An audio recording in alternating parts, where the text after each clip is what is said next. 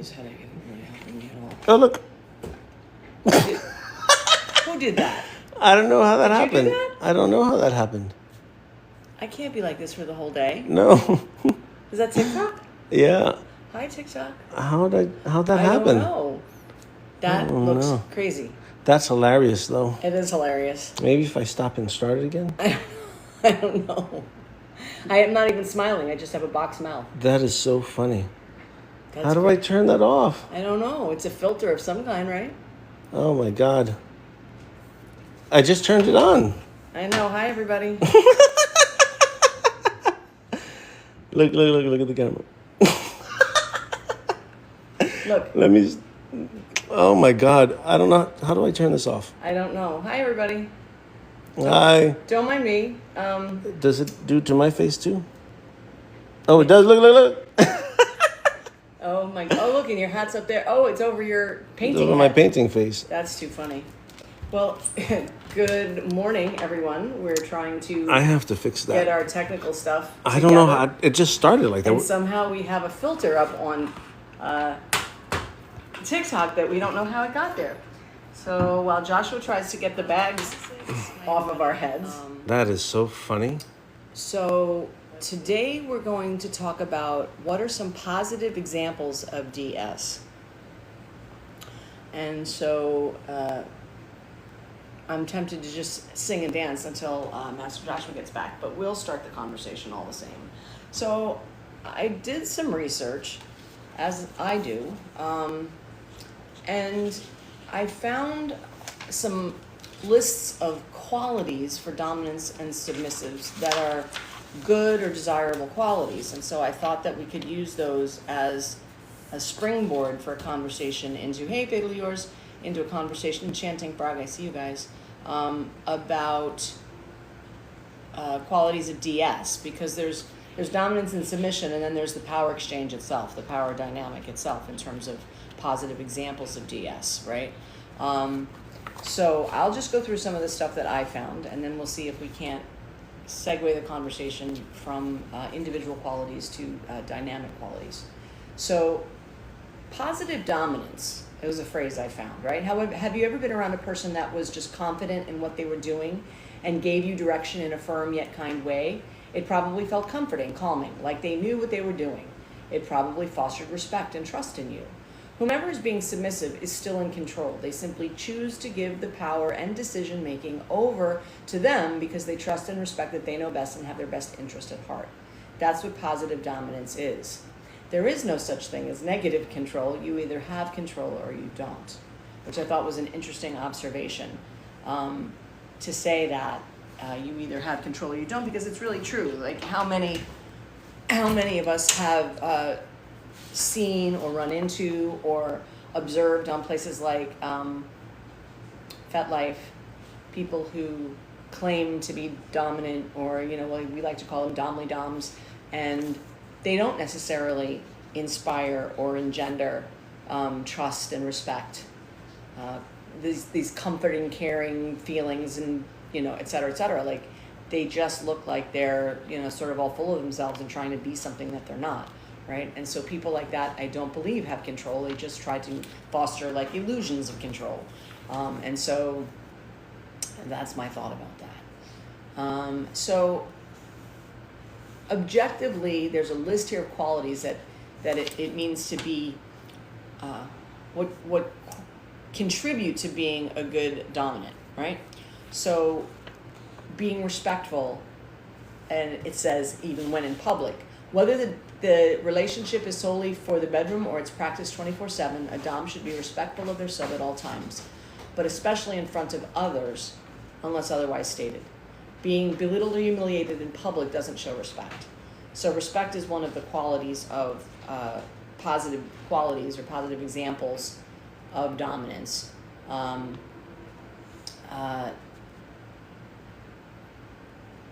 So having a firm grasp of control and what it means, right? Dominance whose life, it says dominance whose life has passion, priorities, goals, and aspirations that they're actively working towards can be an excellent indication of a good dom. Self-discipline and self-control are an important aspect in the DS relationship, right? So positive examples of DS would be when a dominant has a firm grasp of control over themselves, and you can tell from the outside or from the way that they speak that they have their own goals and life's purpose, etc., and that they can bring that to the DS.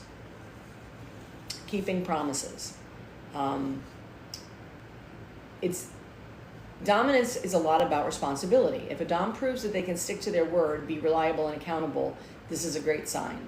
So good positive examples of DS are where promises made are promises kept, right? And of course we could look at the opposite of that, right? Like, it's not so positive if, particularly from the dominant side, if they can't be a person of their word, which is the same thing as like do as you say and say as you do, right? So that quality lends itself to being a positive example of DS. Sharing kinks. While this one is subjective, the success of a DS relationship depends on whether both partners are actively interested in and intrigued by the same kinds of kinks, desires, and exploration. And look who's joined us. Good afternoon. Hello, hello. So we're here talking about positive examples of DS, and while that specifically was a little difficult to research, what I came up with are lists of qualities of types of dominance, especially so we could see that as DS, and then qualities for dominance and submissives that are positive, to help fuel a conversation about positive examples of DS. Because I know you had one. Did you say it yet? No, I wouldn't steal your thunder. No, listen, I'm excited. I know. So that is technically an example, and so these are just sort of pieces of information to foster the conversation. Make sure everybody can see that. It's our merch. It is our merch. Spit in my mouth and call me beautiful. If you're interested. She's got hers on. Awesome. So the example I gave off of that question is Bruce Wayne and Alfred. Right? Bruce Wayne is the dominant in that relationship. Alfred's the submissive, and they support each other. Mm-hmm. And they rely on each other to survive. Right? Mm-hmm. I mean, granted, he's a billionaire, but... No, I know, but the word symbiosis comes to mind, and I had never thought of that before in terms of DS. But I think that it's an apt analogy, right? Like, in symbiosis in nature, the two organisms are connected and they positively influence one another. They are made better by their connection with one another, and I think that is a way of looking at positive DS, right? Like if one person is draining the other, if one person is sucking the life out of the other, that would not be an example of positive DS, right? I see this self-awareness, self-control, and caring, keeping promises, and oneness as far as qualities that go into positive DS. Someone said, does that make Robin the brat? Oh, absolutely. Bear said, does that make Robin the brat? Yes. I absolutely believe that would be true. Yeah, so that's one of the examples that I can think of. Another one is if you think of 300. Right, the king and the queen. One would question who's submissive and who's dominant in that relationship, and it doesn't look, from the bit that they show in the movie, it's hard to tell, but they are, someone said, complement each other. Right. But in that movie, isn't that another case of the knight and the queen? Possibly, but he's the king. No, I know, but the warriors in 300, aren't they in service? Yeah, too? Yeah, exactly. Right, and yet strong, and not, you know what I mean, like warriors, like that same way that we talk about the badass knights, right, that serve the queen. Yeah, so that's what comes to mind about that movie. And they're submissive to the king. Right. And, yeah. Right. Exactly. And so that was that example that I thought of. So these qualities I was just kind of running through. What I also thought was interesting was these were examples of types of DS or types of from the dominant standpoint, but I thought we could use this as yeah, more fodder for conversation, right? So maybe we'll do this and then go back to the qualities, right? So the first one was the daddy mommy, which would go with, littles, the little girl, little boy dynamic. So daddy mommy dominance. Daddy mommy dominance, right? Yeah. And then, because all this is from the standpoint of dominance. So it says, daddy and mommy dominance are usually seen as caring and protective and make good partners for submissives who are vulnerable, sensitive, or otherwise need that care. Nurturing doms often like subs for their playfulness, cuteness, and innocence, or even naivete, and take responsibility for their subs' well-being seriously, right? So I'm trying to think if that any good examples of DDLG. I mean, you see it in the community, but I'm trying to think if there's any examples out there. In the movie, the TV show, The Last of Us. Oh yeah. Right. Yeah, for Granted, sure. that wasn't the intimate level, but that was the power dynamic that was happening between them. Well, and they, it saved their lives. They mutually saved each other's lives doing that, right? For those of you that didn't see that, there's an example there of an older male and a much younger female that by circumstances end up together, and they end up in that power dynamic. They're everywhere, power dynamics. Yeah, there's power exchanges and roles in every. It's like they're templates for structure. Yeah. So some of the examples or ideas for dominating as a daddy or mommy is scolding when submissives make a mistake, spanking when they step out of line, reassuring, cuddling your sub and telling them they're a good boy or girl, and then protecting their submissive's feelings, praising their partner for listening and obeying, and especially good if you have a praise kink, right? Some people have that. Some submissives really respond very well to being praised. It's part of what they need. So then the next one is master mistress. Although master mistress could be a nickname used in any relationship or BDSM scene, a couple that goes as master slave frequently engages in 24/7 power exchange, also known as TPE. It's common for TPE dom to be called a master or mistress and not a dominant. In the total power exchange, it doesn't end. Instead, it permeates the couple's entire lifestyle, with the master or mistress taking control of all or most aspects of their life together, potentially removing the slave's ability to argue or decline. So yeah, it's funny because I'm go ahead. Yeah, jump in. No, I like it. This is just meant to foster our conversation, to sort of trigger because as our you thoughts. were reading that, scolding, I do. Mm-hmm. Spanking, I don't do. I don't do punishment. Punishment, right? Reassuring, I don't do it like that. Right. Like that I have to be mindful of calling someone a good boy or a good girl because that doesn't come out naturally. The protecting part, yes. And the praising part, that made me think of my affirmations and my relationship with that. Yeah. So being mindful of praising. Right, because that's a stretch for you too. There was a period of time in your life where you didn't think, people should be praised for the stuff that they should be doing already, right? Like that, you've talked about that, right? Yeah. And I know you don't feel like that anymore. No, I learned when I noticed it. No. It was shocking because I'm the 1%, right? I'm the minority in that I didn't think I needed it, but I do. And I confused it with responsibility. Yeah. And how I was raised. Right. Yeah, no, you clearly, when you say those words, I know you were raised that way for sure. Let's see. Treats is another one. Oh, treats for the daddy mommy doming? Yeah, no, I like that. Treats is great. So examples of master mistress: providing permission for submissives to masturbate, eat, use the bathroom, touch them, any of those things, right? Administering discipline when orders are not followed. You do some kind of discipline, don't you? It's not spanking when someone steps out of line. Right. The discipline is you did something and you did it repeatedly, and it's not about mistakes.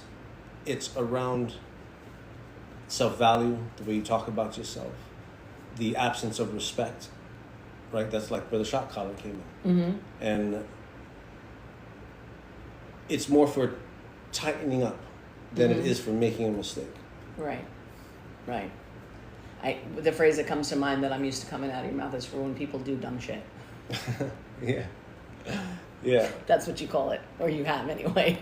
And then taking responsibility for the slave's physical, mental, emotional, and financial well-being, right?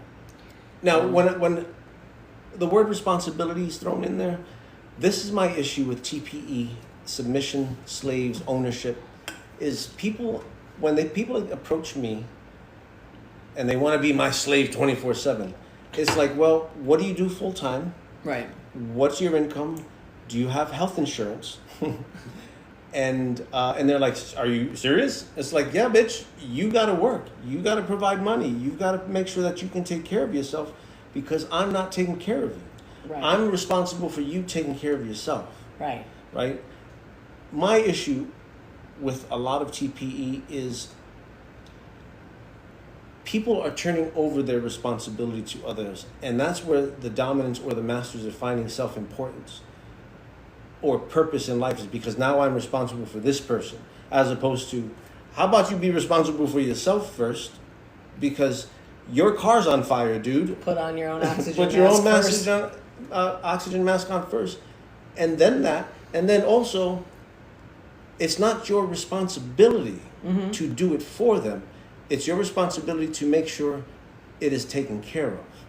This reminds me of it's the difference between interdependence, right, and dependence, or what we call codependency or enmeshment, right? Being confused about where I end and you begin, I think, is a big deal. So, because when we start off, that's what we assume is supposed to happen, until you realize, wait a second, my own house is on fire. Right. I need to do my shit first. Right. And then it's like, because if you want me to take control of your life, if you want me to have that responsibility, I will, but it's going to require your commitment to following my word. Right. And by then, like, you have to be, if I say jump, you have to say how high. And the minute you hesitate, we can't do this. Right. Because I don't want to have to convince you to trust me. I'm doing double the work. Right. So it's like, and I'm thankful with my slaves, it is jump and how high. More often than not. When they do give pushback, they give pushback for good reason. And it's generally something that's out of my purview that I don't see, or it's conflicting with them morally, which I want them to speak up when that happens, right? If something's conflicting with you morally, 100%, tell me. Because that's a hard limit for me. I don't want to make someone do something against their morals. Right. Ethics is a whole different story. Fair enough. All right, so the next one is brat tamer. So brat and brat tamer, right? As you may have guessed, a brat tamer is a counterpart to the brat, a submissive who is known for being rebellious and hard-headed. Brat tamers must be equally strong to earn brat's submission and understand the nature of this behavior. When a brat tamer uses discipline or force on their submissive, that attention ultimately makes the brat feel desired, cared about, even safe. The patience and even temper necessary to be a successful brat tamer aren't traits possessed by every type of dom. Some prefer subs who won't talk back. However, many brat tamers find the challenge or the behavior of the brat amusing. For the record, I don't find bratting amusing in the least, and no one has my consent to brat in my direction. That's a big issue of mine. When people come into public spaces, dungeons or whatever, and we're very clear that, like, you're not anyone's submissive, you're not anyone's dominant, you're also not anyone's brat. And somehow brats, not all of them, but there are brats who take the idea that it's okay to just brat at anybody, and that's like non-consensual kink. I don't consent for you to brat at me. So that's an issue for me about brats and bratting. Yeah, it's like, I'm not going to engage with you in this manner. Right. Like any kind of engagement, there needs to be negotiation and consent, right? And so to just to walk up to somebody and say, Mistress, will you flog me, is the same thing as walking up to somebody and just bratting at them. Like, we didn't have any sort of conversation or consent. But aspects of brat taming: being physically restraining or overpowering. If the brat resists, bondage can help. Giving orders, which may be ignored or resisted. Providing punishment when necessary, but without losing their temper. And then this article that I went through This had, is pretty solid. yeah, this whole article had other rabbit holes to go down. Like this one was like six. Who's this from? It's something. It's on my computer. We need to source it because this is a great. Yeah. No, I'll source it out. So then the next one is a rope top or a rigger, right? In BDSM, a rope top or rigger is a dominant who is especially or Oh, only. wait. Let's go back to Get to brat brats and taming? brat taming. Okay. So, my slave marries a brat. Natalie and Karma are more like teenagers. They resist like teenagers resist. Mary pushes against, right? So there's the difference in passivity versus aggressiveness. And because I handle Mary different than I do Natalie and Karma, I bully back. Right? I become a bully to her brat. But that's what works for both of you. Like Yeah, you yeah, both get satisfying experience out of that. And for Karma and Natalie, I turn into the adult. To their teenagers. Mm-hmm. So yeah, I just wanted to point out those two headspaces for me because that's... It's almost like the difference between... it sounds like when you talk about Natalie and Carmen, they're almost like middles. Oh yeah. Right? Yeah, and then Mary's more of a traditional, like a little brat. Right? Yeah. So there is age stuff involved with it, but it's in different places in the age realm. Mm-hmm. Yep. Yeah. So... hold on, wait, there's some comments. Okay, cool. So, hi everyone, hi Lace. Joshua's face just did my inner voice. It's probably when we mentioned brats. I'm definitely a brat, just can't seem to find a dom that can tame. No thank you from Lace. I agree that's, to me, disrespectful. I believe that's what we were talking about. About doing it without consent. I'm a brat at times. Brat catchers are just bigger brats with more patience. That's Yes. funny. I like that a lot. Just can't seem to find a tamer. Don't like tamers. Well, I think it's hard, right? Like, not everybody has the temperament to want to not only just deal with brats, but really get into that whole psychology and, what you're both looking for. It's a very specific dynamic with very specific desires and needs, right? And so to be well suited, I imagine brat tamers, real brat tamers, here, and I'd be interested to hear the difference between a brat handler and a brat tamer, which was just brought up in the chat. Like, there must be a difference between that. So I would imagine it's like if you had a dog on a leash. Mm-hmm. And you have the dog that's going to pull, and you're going to handle the dog. It's going to work. You're going to work with it as pulling. Mm-hmm. And then you have the one that yanks on the leash and makes the dog sit. Got it. The tamer is the one who's making the dog sit. And the handler is the one that just... that makes sense. I like that. That's a good way of looking at it. I'm willing to submit. They're just not up to the part of what they claim to be. Well, that's true across every kind of dominance. Yeah. I was talking about that before you sat down. Like, there are people who just say that they are on either side of the slash without the credentials, without the experience to back it up, without the knowledge or the skill to be what they say that they wish they were. I always see it as I wish I was. The 20-somethings that put that they're a master on fat. They wish they were.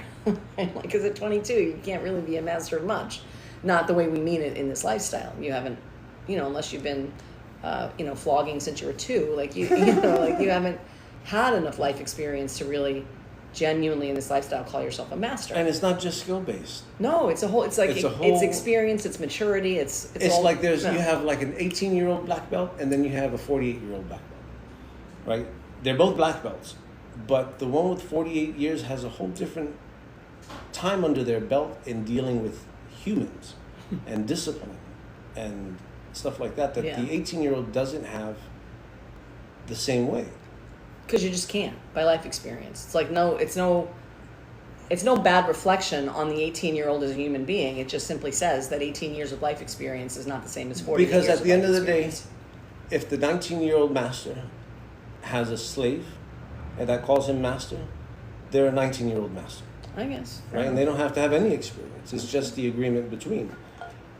Now, societal's expectation of a person that calls themselves master versus a partnered the individual connection. slave expectation. So I mean, I suppose you're right. If it's all working for them and there's consent and both parties are safe, and then I guess you're right. yeah.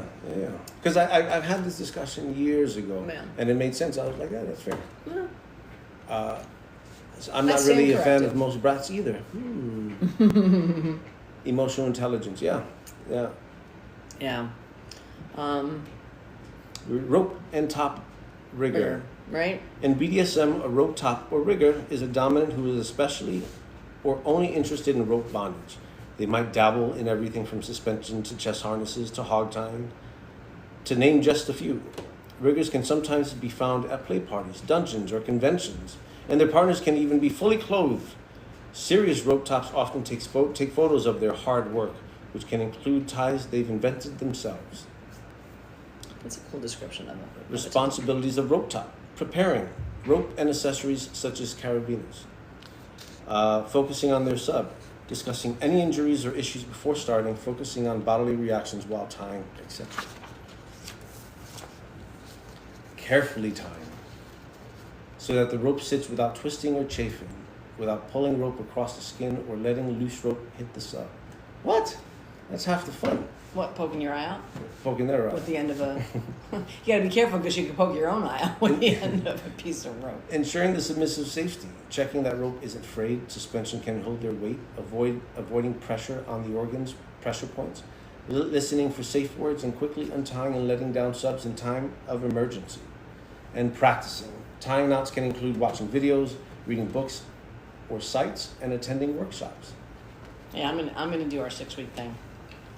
I'm gonna participate so I get my skill set up.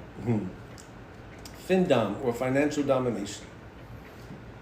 This type of dom is the counterpart to a fin sub, financial sub, sometimes known as pay pig. Any pay pigs on here? Fin stands for financial, but financial power exchange shouldn't be confused with traditional sex work where the sex worker provides sexual stimulation in exchange for money. Instead, the fin-dom controls their submissive's money in some way. Knowing that someone else controls their finances is part of the appeal for the fin-dom controls their submissive's money in some way. Knowing that someone else controls their finances is part of the appeal for financial subs. Because the fin sub's money and not their body is controlled, these arrangements work well for long-distance relationships. Aspects of financial domination: restricting access to money and accounts, including credit cards, bank accounts, etc. Giving access to money. Example, allowance. Receiving money from a fin-dom for services.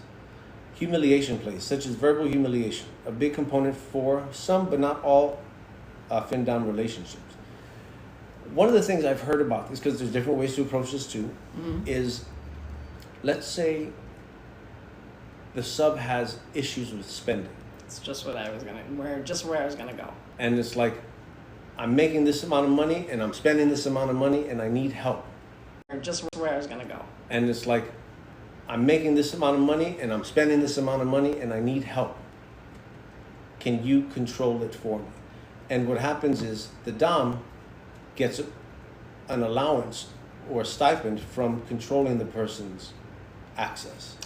But I also think that the controlling of the access, that the end result of that is, I would hope, in coaching, in some ways, the submissive to getting to a place in their life where they can take back over control of their own finances. Because you taught them how to be more responsible than they were when they got to you. Right? Which is part of that thing of like, what's the purpose behind your domination? Yeah. Yep. Right? Like you talked about, like you do what you do in order to help them become their best person. So in this case, becoming your best person would mean gaining a certain degree of competence over managing your own money better than you did it before. So. I control my partner's finances because she's not good with money and shopping too much. Yeah, and I think that's in a lot of relationships, one person takes charge of the money, and the other sort of yields to that process. I've been both the top and the bottom financially in different relationships that I've been in, and they've worked to varying degrees. So I think that's a vanilla sort of application to this sort of thing. So anyway, Service top. If you're the type of dominant who enjoys giving sensation and stimulation to your partner to fulfill their needs, you might be a service top. Service tops may not find that being dominant is part of their personalities. Instead, they take the active role during BDSM scenes because they enjoy servicing people. This role ends when the scene does, and their ideal partners may be bottoms but not necessarily submissives. Some professional dominants, including pro-doms, it can be considered to be a type of service top. So examples of service topping: binding the sub, performing impact play, providing stimulation. Hold on. Yeah, okay. Including pro-doms. I'm glad that shit says that in there because that's all we are. Right. Our service tops. You come in, some of us, that's what some of us are. Us others take that role of dominance over a paying client, creating power exchanges. Right. Either inadvertently or intentionally. Yeah. But those are two distinct differences as well.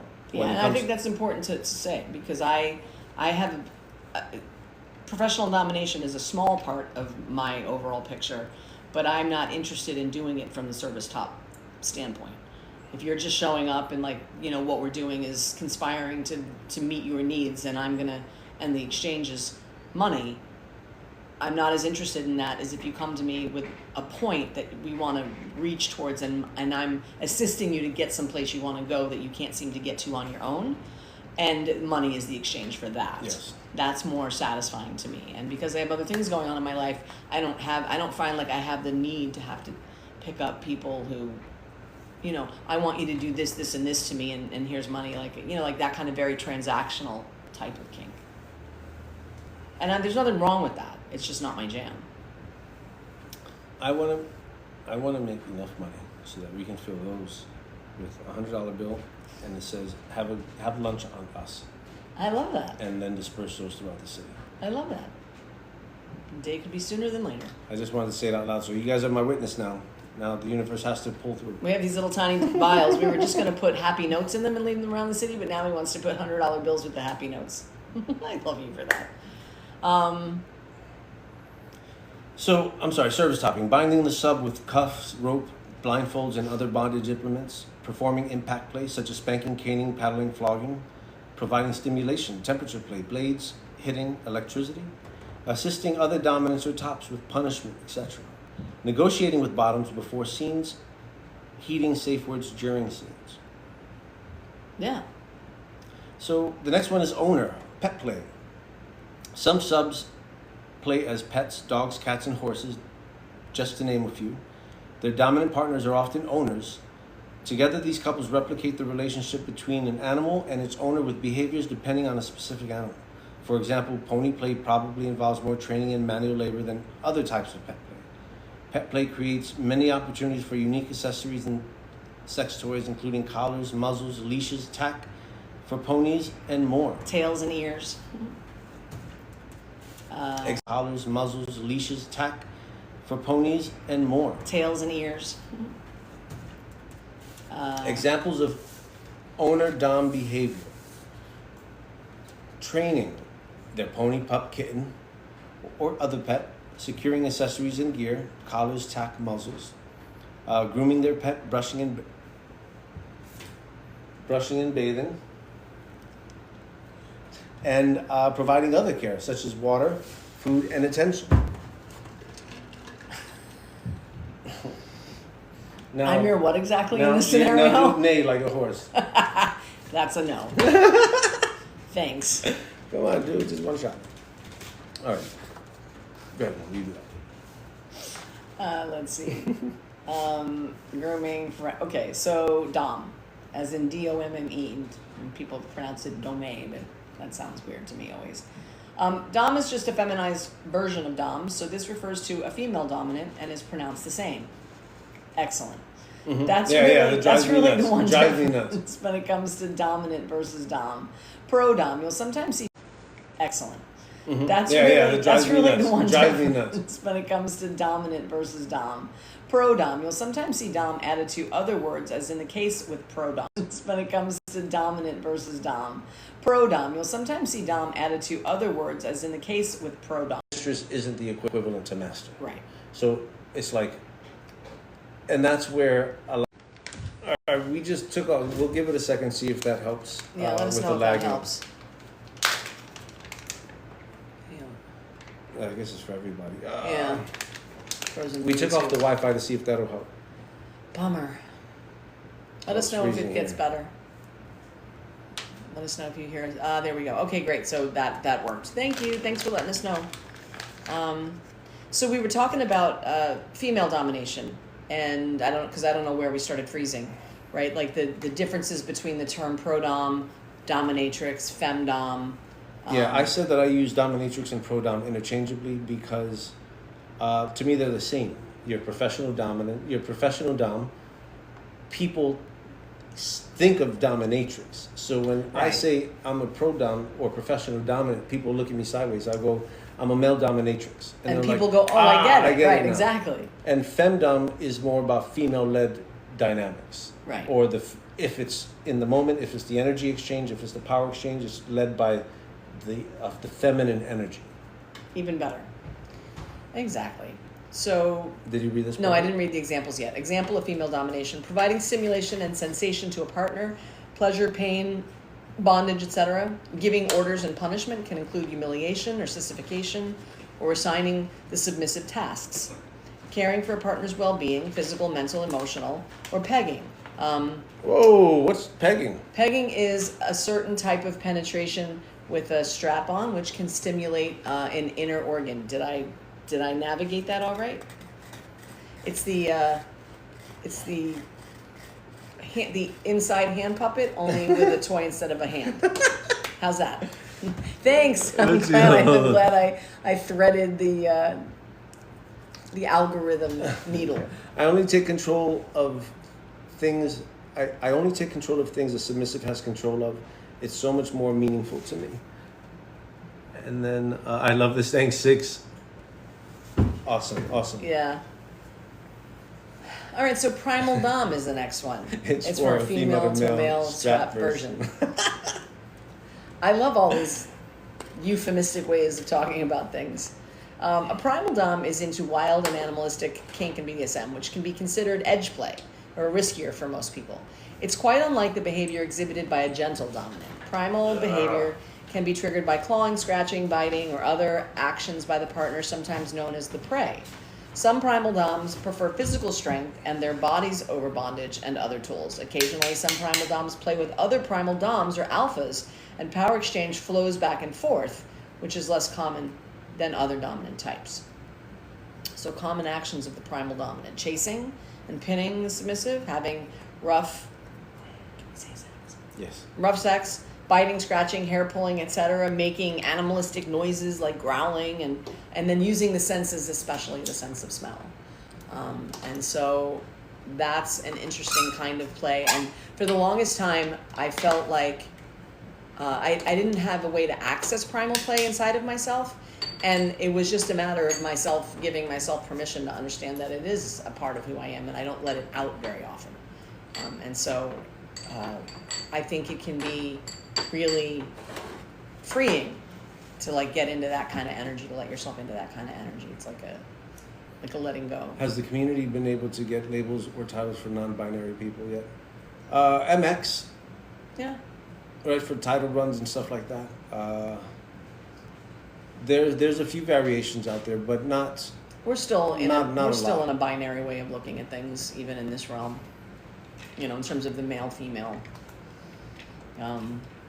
So then, thanks for that question, though. Yeah, thank you. The next one is the White Knight. The White Knight is a type of dom who views himself as the rescuer of their submissive, righting wrongs and battling foes. Many see themselves and are seen as altruistic. Chivalry is often the cornerstone of their belief and personality.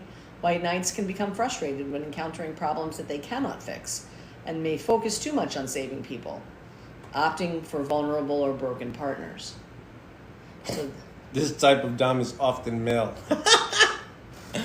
Hey, there we go, back Listen. to the gender thing. no, but it's like But the White Knight thing, there's and validity to that. but and it also exists in a not so great way in the vanilla world, right? People on either from any sort of gender walk having this fantasy in their head that it's their job to rescue someone else, And there is sort of an enmeshed codependent dynamic that can be around that. I think this is a tougher one to navigate on the healthy side, right? Examples of white knighting or white knights. Solving problems, especially for their submissive. Protecting their partner and family, doting on a submissive, who is the princess or prince, while the dom is the king or the queen. Okay. I need a white knight.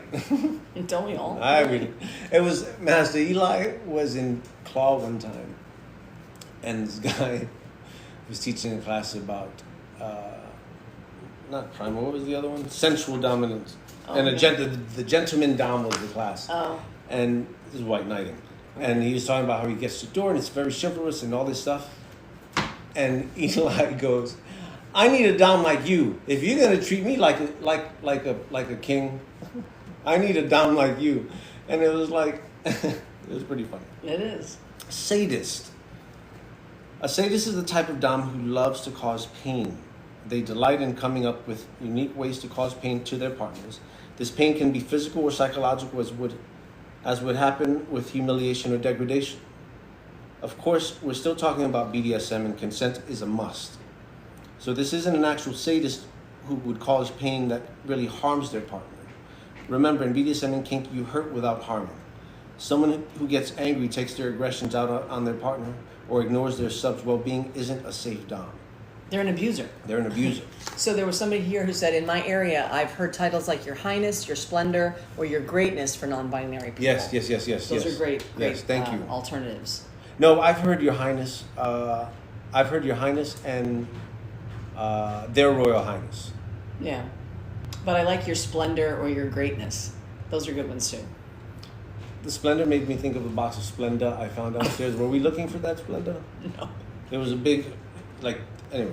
Okay, no. If it Because was I a put big it box, away, I it had was a lost big, it. big Yeah, box. then I lost it. Okay. So I'm glad it was found. We've been moving things around. Also, my ADHD kicks in from time to time. The light bulb went off. All right. Ideas for a sadist dom. Causing pain, physical or psychological humiliation. Providing aftercare to deal with subdrop and physical injuries caused during play. Yeah, I think that's important. I mean, if you're gonna be in a SM, sadism, masochism thing, I do think it's important to build in care around that too, because at the end of the day, you are just people, right? Oh, I like that. Exalted Grand Poobah. I love that. Thank you. So then the next one was leather. Leather. This type of dominant is part of the greater leather subculture, which arose among members of the military and primarily consists of gay men. Because of this, some leather doms and subs may not consider themselves part of the BDSM community or as having DS relationships. I've met a few. I understand not feeling you're part of the BDSM community because leather sort of sometimes sees itself as being outside. Mm-hmm. Just like spankers don't see themselves as part of the BDSM community. There's like subgroups that sort of hold themselves separate, but the idea that people in leather wouldn't think that their relationships are DS seems a little strange to me. Examples of leather doms. A leather dom's kinky activities can include any in this guide, but also often include community engagement, which we'll focus on. That's pretty cool. Yeah. Portraying masculinity through leather outfits. Tops are known to wear meerkats, personal style, Yeah. and engaging in motorcycle clubs. Tom of Finland. Participating in leather events, parades, and competitions like Folsom Street. Practicing traditions, usually based on military protocol. I would like to reach out to the person who wrote this. I have the thing. It's still open on my laptop. Pleasure. A pleasure dom. That's what it is. Fucking pleasure doms. You mean service top? Sorry. I have my opinions. Really, imagine that. You have opinions. This is a relatively newer term that appears to have been taken off on TikTok and isn't really used in person. Oh, it's used in person because that's how guys are selling themselves to submissive. I swear to God, you walk into any cishet space, I'm a pleasure dom. Essentially, what they're trying to do is get into the panties through sensuality. It's like, shut up. Anyway, all right, sorry. I have my opinion because it's manipulation. Right, It's exactly. manipulation. Yes. A pleasure dom. Anyway, where was I? A pleasure dom gets their sexual gratification from filling their partner's sexual needs. The more pleasure they can give, the better. Sex toys and blindfolds are commonly used by pleasure doms. Pleasure doms are typically male and their subs are female. Some disagree that this is a type of dominant because they may not be any power exchange. Pleasure dominance might be considered an aspect of service time. I need to meet the writer. I'll get you in touch. Ideas for a pleasure dom. The following examples mostly fall under the greater umbrella of orgasm control. Edging their partner, bringing a sub close to orgasm before backing off repeatedly with edging. Denying orgasm through physical actions and spoken commands potentially ruins orgasms. Torturing with orgasms. Stimulates with their partner to have as many orgasms as possible even after it's uncomfortable. See, I agree with those. Right. But I don't agree with the title. Yeah, well, and those things can be used in the context of other kinds of domination, where that level of intimacy exists. Yeah, right. Because some of this stuff doesn't involve a sexual element, but where it does, dominance can use these tools anytime. So put consent. Put an asterisk next to all of my opinions around that. Is it legitimate? It absolutely is, because there are people who do that, right? Right. It's like right. But just be mindful in the conversations and the intention, right? Because people use that shit. Again, right. And so if you're relatively new and you feel like you're on the S side of the slash and you're looking for someone to engage in. This is what I would challenge. Any person who says they're a pleasure dom and they approach you, say, do this. Okay, but I want you to keep your clothes on the entire time. Okay. That seems like a reasonable challenge. Right? Right. That means your dick is not going to get into me. Right, because your concern really is the pleasure. My of your pleasure, partner. not yours. Right, not yours, because that is right. Is that what the definition? Right. It gets their gratification from fulfilling their partner's sexual needs. Right? Yep, exactly. If that's the case, please me while you stay dressed. Well, we've talked about that in terms of on or off switches, even with you, like when one becomes the other, but you're clear about it. 100%. And you're clear about when it goes from me making sure your needs are getting met to then stepping in and meeting my own needs as well. Not that there aren't needs at different levels, there are. But. Yeah. But there's a difference between when I'm topping and dominating with my clothes on than with my clothes off. Mm-hmm. When they're on, 99% of the time, it's about you. Right. When my clothes come off, 99% of the time, it's about to turn to me. Or I'm hot and I gotta get undressed. Usually though, there's a jog strap. There's a jog strap, right? But I'm covered. But you're covered. I'm covered. Right. So that's still dressed. Yeah. All right. Oh, so then we're here. Wait, you did soft doming? No, we're here. All right, sorry. Soft doming. That's another one. Soft doming. Mm-hmm. So this is top. Top. A top is the active participant in a scene and the counterpart to a bottom. They aren't necessarily a dominant and might only play the active role during a kinky scene, perhaps to please their partner without having a dominant personality or engaging in true power exchange. It's kind of like the opposite of total power exchange dominant. You really won't hear someone describe a dom as a dom top because of this difference. You won't really hear someone described as a dom top because there's this difference. If people say dom top as they're describing themselves, they have no fucking clue beyond swinging the flogger or penetration. Like, that is such a... Mm-hmm. I really like this writing. Anyway, all right. Opinions back in my mind. However, you could think of them as bedroom dominance only, similar to bedroom subs. Fair enough. I was just talking about it. See, I gotta finish reading this shit.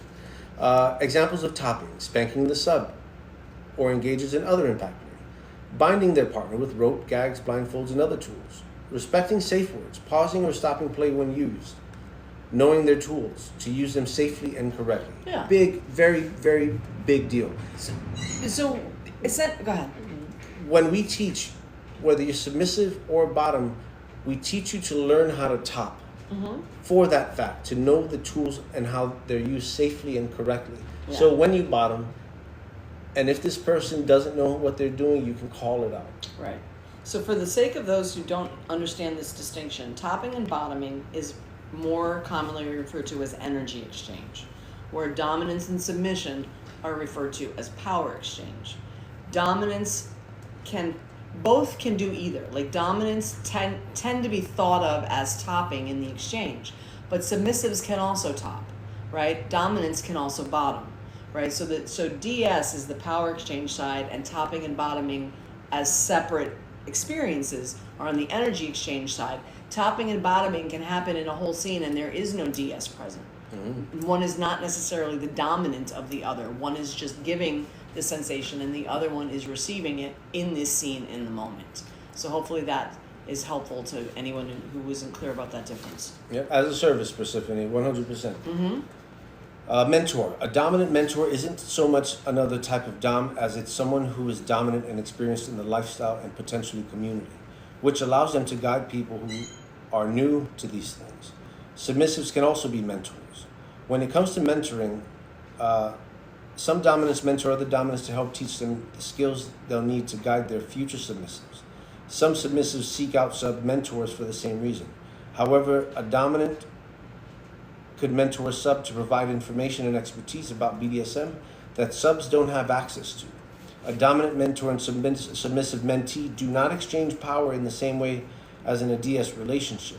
A person who uses mentorship to prey on new submissives might be more of a fake dom, see below, than anything else. Yeah, I didn't put the fake dom, but the last one in this whole, I'll pull it up if you want. The last one that they called was a fake dom, which was a not dom. Yeah, no, pull that up. I will. That's get my laptop. I got it all. Okay. Read the next. So, a gentle or soft dom. A soft or gentle dominant might not like to play with brats or other types of subs who are more rebellious. Some soft doms avoid anything that causes pain entirely, while others incorporate light activities like spanking. Oh, we missed this. Ideas. I see. Ideas for a dominant mentor: listening to the mentee, giving advice, displaying patience, teaching, providing structure, and helping. So you finished the soft dom. A gentle dominant might not likely play with brats or other types of subs who are more rebellious. Some soft doms avoid anything that causes pain entirely, while others incorporate light activities like spanking. Example of soft doming: nurturing partner, encouraging growth and self-love, discussing sternly instead of punishment, emphasizing aftercare after a scene. Note that some people might call themselves soft doms to indicate they're not super dominant. It's true. Yeah. That's it right there. Right. So this ends that. This is what ends that. So fake dom. We end with a type of dom that many don't consider to be a real dominant. You see, a fake dom is all about getting their needs met without caring about their partner or taking the responsibilities of a dominant seriously. Few people would call this dom type a caring dominant. They may focus on sex more than other aspects of the intimate power exchange, ignore safety precautions such as aftercare, expect submission from any sub, and not respect the time that it takes to get to know a potential partner, whether you're kinky or not.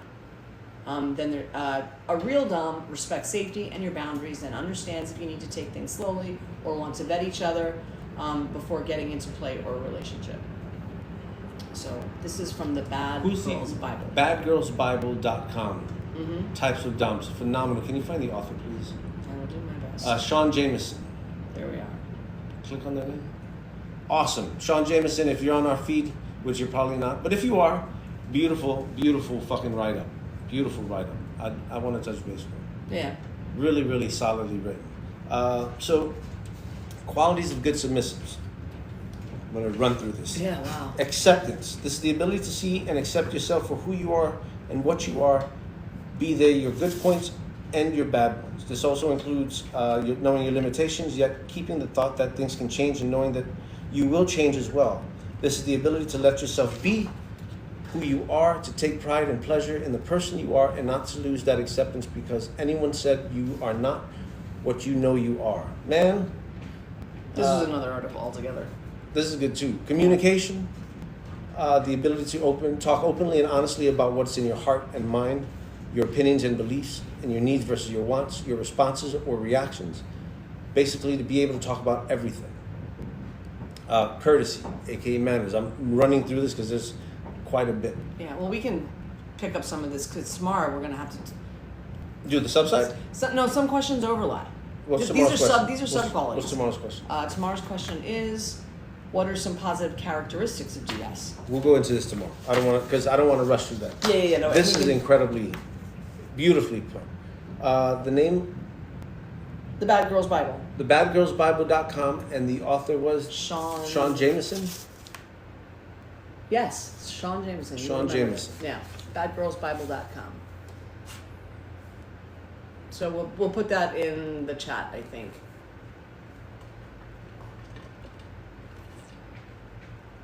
I'm glad you guys are learning a lot, and yes, we would love to have you in our mentorship program.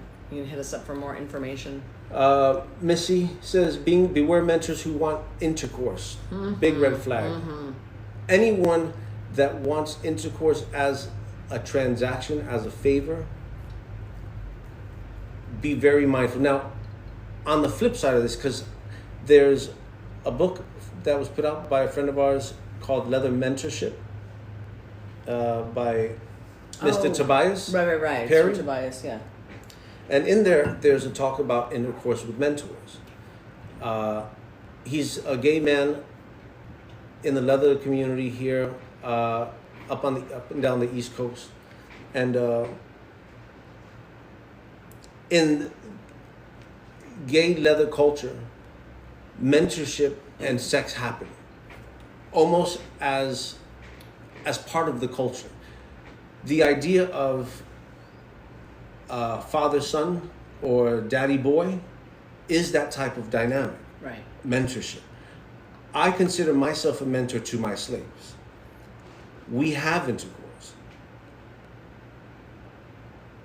We have a power exchange and a dynamic as well. I think almost all of my relationships, in one degree or another, are mentorship type of relationships. If someone's seeking you out to be your mentor and they want intercourse, that's a very particular formula, and that's what Missy was talking about. One shouldn't happen under the cover of the other.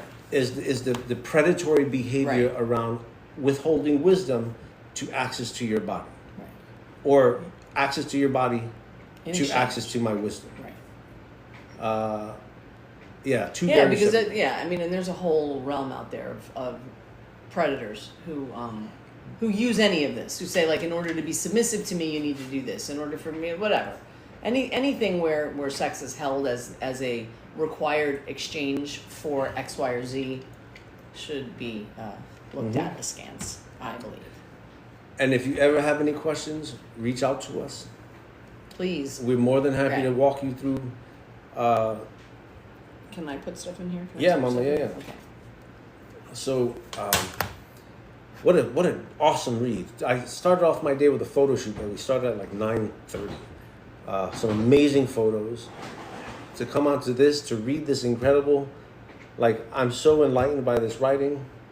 You guys, everything you share. Aftercare is care after the scene or playtime, kissing, cuddling, affirmation, snacks, drinks. Things that get you back into your body. Thank you, Missy.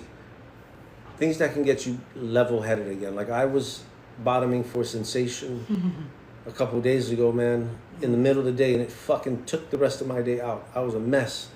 Just so groggy. It was like when you try to take a nap and you don't nap long enough. All right.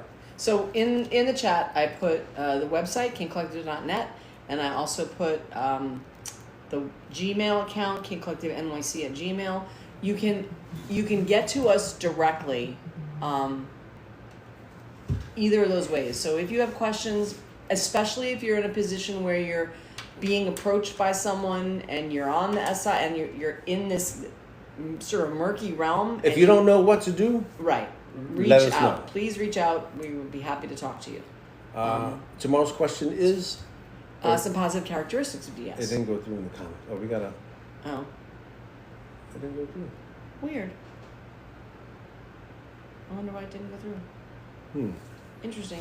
Yeah, I see. Hurricane. Yeah, strange. All right. So All right. kinkcollective.net. Message us here.